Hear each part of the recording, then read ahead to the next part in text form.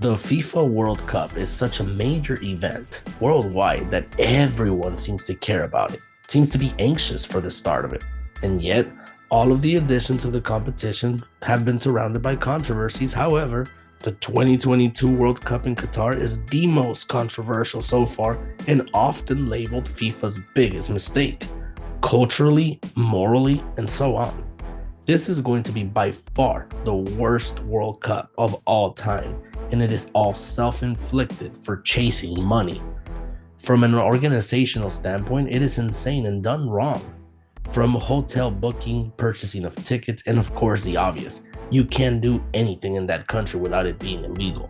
It's a man's world, a straight man's world, because otherwise you'll go to jail. This as FIFA headquarters flew a pride flag during the month of June. While we still hope that the competition will produce some magnificent games, it will be hard to erase everything that leads to it. Qatar is absolutely way too small. Switzerland in the past was the smallest country to ever host a tournament, but by far this one takes the title since it is the same size as Hawaii with Utah's population.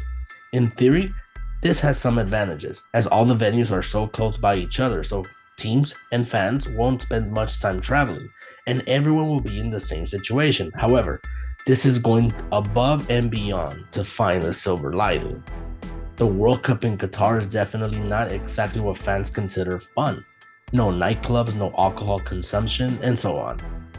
The watch parties on site are said to be a snooze fest. As we all know, the FIFA World Cup comes only once in 40 years, so we all want it to last as long as possible. Yet, the 2022 FIFA World Cup in Qatar will be the shortest in a century.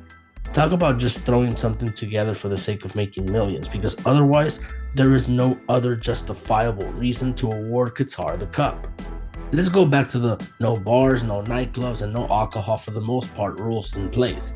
Just because people from all over the world will travel to Qatar to enjoy the biggest tournament in the world does not mean that the laws in the country change or be any easier on people. The complete opposite. They will be cracking down.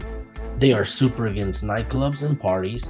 Qatar has very strict anti-gay laws, and therefore the LGBTQ community will have to refrain from being themselves while in the country if they want to avoid terrible experience and legal action.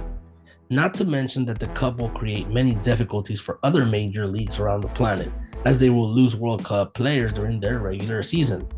This was a dead giveaway that it was just about the money. The sporting side was never given a second thought.